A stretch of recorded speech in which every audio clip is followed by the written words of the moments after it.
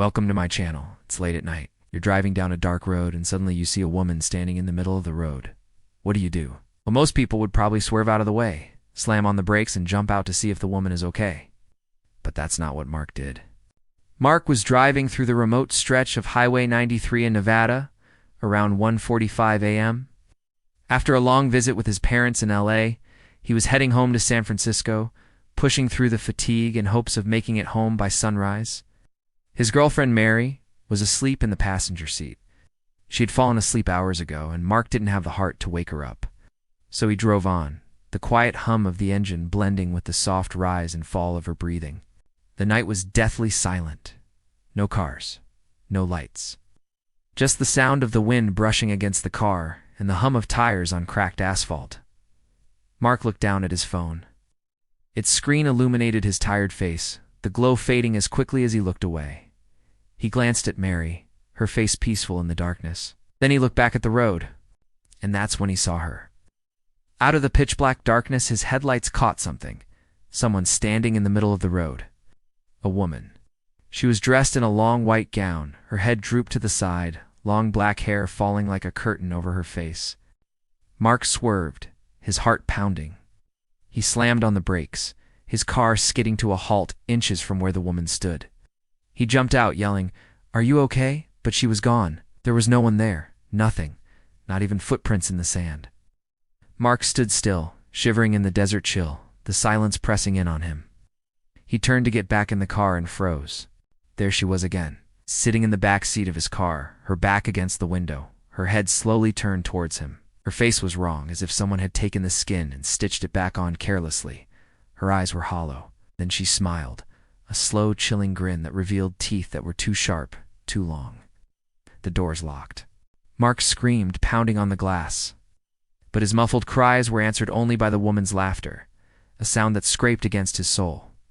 The lights began to flicker. The engine died, leaving them in total darkness. Mark slumped to the ground, his cries turning to whimpers as the darkness pressed in around him. When his car was found the next morning, the vehicle was empty. But on the dusty backseat window, someone had written, "You should have kept driving." The police never found the woman, but some believe she might be the ghost of Roxy, a young woman who died tragically on Highway 93 in the 1960s. Others say she's the hitchhiker who disappeared after getting into a car. It's full of college students in the 70s. Some say she's just a figment of Mark's imagination, a desert hallucination brought on by fatigue and boredom. But this is the story that haunts the Nevada highway, a story whispered to wide-eyed travelers who dared to drive alone at night on Highway 93. A story of a woman in white who sits in the back seat of your car and waits for you to fall asleep so she can kill you. Do you believe Mark's story? Let me know in the comments below. And if you want to hear more scary stories, stay tuned for more content. Welcome to my channel, Part 2, Midnight Static. Lisa was 38 years old and a veteran delivery driver. For the past 5 years, she'd worked nights for a pizza place in a small town in rural Pennsylvania. This route she did hundreds of times, back and forth through the same sleepy hills. It was routine, boring, that is, until tonight. Her radio had been acting up since 11:30, cutting in and out with bursts of white noise. She shrugged it off until a voice came through the static. A whisper. "Don't look behind you." She laughed nervously. Some late-night DJ probably thought it was funny to broadcast on an open channel. But the voice came again, clearer this time. "Don't look behind you, Lisa." Her blood ran cold. How did they know her name? No one should be on this channel. No one should know who she was. Her hand trembled as she turned off the radio. The silence was worse, because then she heard breathing, not from her, not from the vents. It's from directly behind her seat. Slowly, she peeked into the rearview mirror. Nothing. She held her breath, waiting for the sound to come again. Then she heard a soft thud, like something hitting the car. She whipped around, heart racing. The road was empty. The streetlights from the houses lining the road fell in a warm glow on the pavement, illuminating dust motes dancing in the wind. Taking a shaky breath, Lisa tried to calm herself down. Maybe she was just tired. It had been a long night. She glanced at the house behind her. Its windows dark and vacant, a lone porch light swaying gently in the breeze. Then she felt it again, a cold fingernail dragging down her neck. She jumped, spinning in her seat to see the back of the car. Empty. But scrawled in deep gouges on the inside of the door was the message. I'm not in the mirror. I'm in the seat. Terror choked her scream. The engine started with a lurch. She slammed the brakes. The car spun, its lights flashing wildly. Lisa scrambled out of the car, stumbling over the gravel, her legs pumping. She ran from the car, not daring to look back. The road stretched before her, black and empty under the glow of the streetlights. In the distance, she saw the brake lights of her boss's car. Relief flooded her. She flagged him down, babbling about a crazy prankster in the back seat of her car. But he just looked at her, his face creased with concern. You okay? He asked, his voice laced with fatigue. You look awful. Lisa stammered, I don't know. I think someone was in the back seat of my car. Her boss's frown deepened. He knew this stretch of road well. There's no one out here, he said finally, his voice kind but firm. No one can be back there. Come on, let's get you home. Lisa complied, but she never took her eyes off the road behind her. Every 13 seconds, the dashcam footage flickered, revealing a dark, blurry figure in the back seat beside her. Welcome to my channel. Today I have a special treat for you.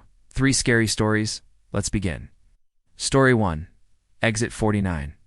Brandon had been driving all night after a gig out of town.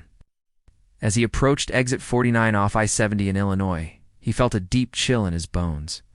There was no real reason, just a heavy sense of dread. But he took the exit anyway. He needed gas. The exit ramp spiraled downward, unusually long. The road was strangely empty, the lights dim. Finally, he saw a small gas station. It looked old, outdated, like it hadn't changed since the 60s. But it had lights on, and the pumps seemed to work. He got out and started fueling. That's when he noticed that everyone inside the station was still, frozen in place, not moving, not blinking. There were 4 people, behind the counter, one at the coffee machine, one sitting in a chair. He walked toward the door, cautiously. The bell above it jingled, but nobody acknowledged him. The moment he touched the handle, they all turned their heads at once to look at him. He stumbled back, heart racing. They were all staring at him, mouths wide open, like they were screaming, but no sound came out. Brandon bolted back to his car, slamming the door. But the fuel hose was still attached, and he couldn't drive. He looked back at the building. The glass windows were like vacant eyes staring back at him. Then he noticed something horrifying. All of their mouths were still open, frozen in a silent scream. He ripped the fuel line out and sped off. He glanced at the rearview mirror. The gas station was gone, nothing but an empty field under the moonlight. He drove until dawn, stopping only when the sun rose, making sure he never looked back. Brandon swears he took exit 49, but every map he's checked since says it doesn't exist. Story 2. The Hitchhiker. Sarah loved hiking, especially at night. One night she hit the trail, determined to reach the peak before sunrise. As she climbed, the forest grew darker, the air colder. Then she saw it, a small cabin nestled between 2 trees. Its windows glowed with warm light. Hope surged through her, urging her to seek shelter there. Sarah knocked, relief flooding her as the door opened. An old woman stood before her, smiling warmly. "Come in, child," she said. "You must be freezing." Sarah entered, shaking off the cold. The cabin was cozy. A fire crackled in the hearth, casting dancing shadows on the walls. The woman bustled around, pouring hot chocolate into a mug. "Here," she said, "drink this. You'll feel better."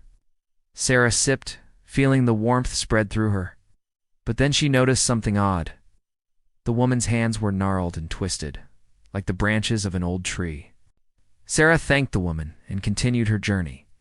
As the first rays of sunlight touched the mountain, she reached the peak, exhilarated.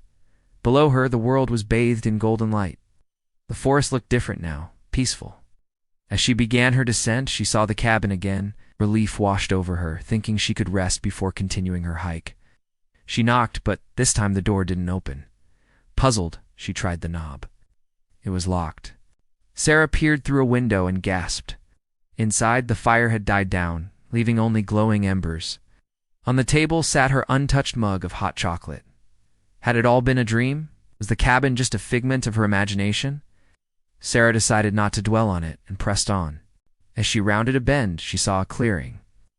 In the center stood the old woman from the cabin. She was hitchhiking. Sarah stopped, surprised. Had the woman followed her? The old woman smiled, her face creased with wrinkles. "Can you give me a ride?" she asked. Sarah hesitated, remembering the cabin, the locked door, the uneaten chocolate. But the woman's smile was so disarming that Sarah agreed. As they drove, the old woman remained silent, her gnarled hands resting on her lap. Sarah stole glances at her, trying to make sense of it all. Finally, as they approached the highway, the woman turned to Sarah. Her eyes, cloudy and distant, stared straight ahead. "Thank you," she said, her voice raspy. "Now do you see me?" Sarah asked, confused. "Do I what?" The woman leaned closer, her breath smelling faintly of decay. "Do you see me?" she whispered. Sarah screamed, jolting upright. The car had stopped. She was on the highway, the old woman gone. Glancing in the rearview mirror, Sarah saw the last remnants of the old woman's cloudy eyes staring back at her. Shaken, Sarah gripped the steering wheel, wondering if she'd ever truly escaped the old woman's presence. Story 3. The Vanishing Town. A lone traveler found himself lost in the desolate expanse of a desert highway. The sun beat down on his car, mocking him with its relentless glare as the miles stretched endlessly before him. Just when despair threatened to engulf him, a glimmer of hope appeared on the horizon, a quaint town nestled amidst the sand dunes. With renewed determination, he raced towards it, eager to find solace in the promise of human connection. As he entered the town, a sense of unease settled over him. The streets were unnaturally quiet, devoid of the usual hum of life. The houses stood vacant, their windows like vacant eyes staring back at him. A chilling thought crossed his mind. Had the town been abandoned? He pressed on, hoping to find someone, anyone to answer his questions. Suddenly, he spotted a lone figure standing by a weathered signpost. Relief washed over him. Finally, a friendly face. But as he approached the figure, a wave of terror crashed over him. The person was frozen in place, their body contorted into an unnatural pose. Their clothes fluttered in the wind, and their face was twisted in a silent scream. With trembling hands, he reached out to touch the person, desperate for a response, but his fingers met only empty air. The figure vanished, leaving him in a state of shock. Panic surged through him. Was he losing his mind? Was this a cruel trick of the desert heat? He fled, racing through the town, each turn revealing more bizarre scenes. Mannequins in the bakery, frozen customers in the diner, a family locked in an embrace on the park bench. Everywhere he looked, he saw the same terrifying sight, people trapped in postures of everyday life, forever frozen in time.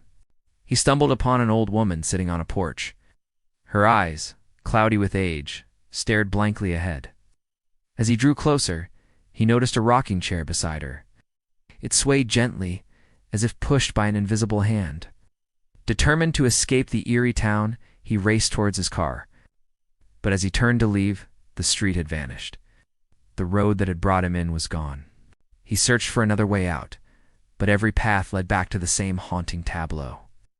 Trapped in a town without a way out, he realized he wasn't just lost in the desert, he was lost in time.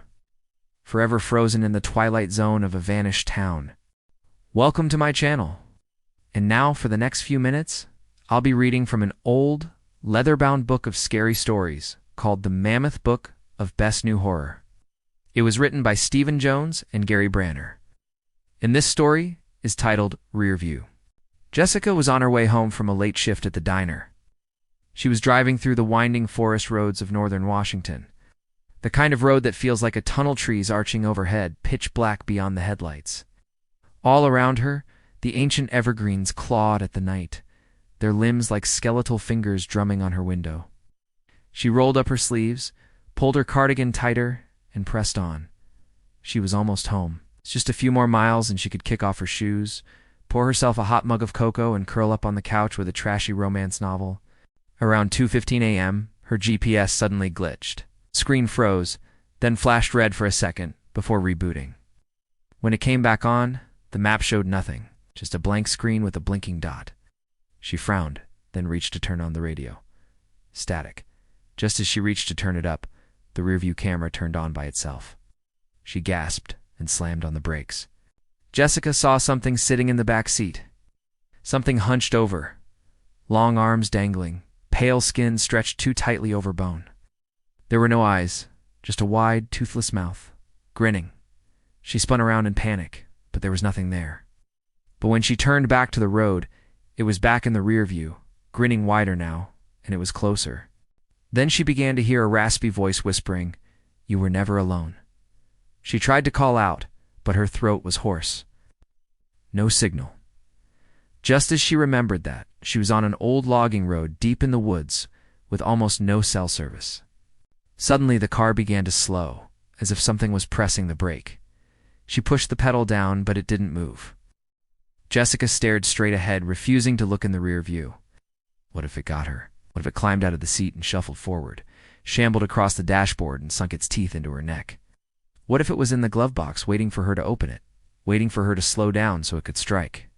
Then came a knock, a sound from inside the trunk. Her foot hit the brake, and she veered to the side of the road. She jumped out, grabbed a tire iron from the trunk, and opened the trunk again. Empty, but carved into. The floor was a message. Jessica fell to her knees. Her hands trembled as she traced the words with her fingers. "I'm in you." The forest was silent except for the chirping of crickets. Jessica stood up, brushed herself off, and started walking toward the sound of distant barking dogs.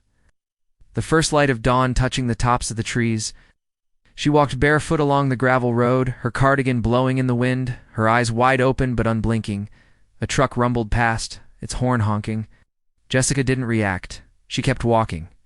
A young couple jogging, a gaggle of school children on their way to the bus stop, a lumbering bear searching for berries. She didn't react to any of them. She kept walking along the road, muttering the same thing over and over. "Don't look back. Don't look back. Don't look back." The end.